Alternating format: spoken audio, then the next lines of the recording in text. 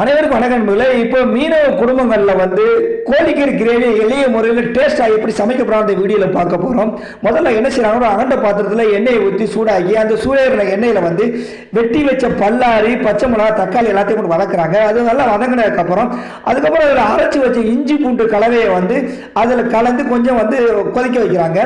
அது கொதியலுக்கு வந்ததுக்கப்புறம் வெட்டி வச்ச மல்லி புதினா இலைகளை வாசனைக்கு தூவி விடுறாங்க. தூவினதுக்கப்புறம் அதாவது அரைச்சி வச்ச தக்காளி, சின்ன வெங்காயத்தை அந்த கலவையை ஊற்றி மேலே கொஞ்சம் கொதிக்க வைக்கிறாங்க. அதுக்கப்புறம் என்ன செய்யறாங்கன்னா, வெட்டி வச்ச இந்த கோழிக்கறி துண்டுகளை அதில் போட்டு அதுக்கப்புறம் அந்த என்ன செய்யறாங்கன்னா, மல்லித்தூள், மிளகாத்தூள் எல்லாத்தையும் போட்டு ஒரு கலவையை நல்லா கலக்குறாங்க. கலந்ததுக்கப்புறம் ஒரு தேவையான அளவுக்கு கொஞ்சம் உப்பு சேர்த்துக்கிறாங்க.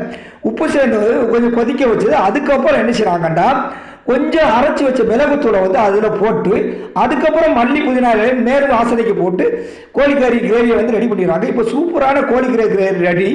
சூப்பராக இருக்குது. நன்றி, வணக்கம்.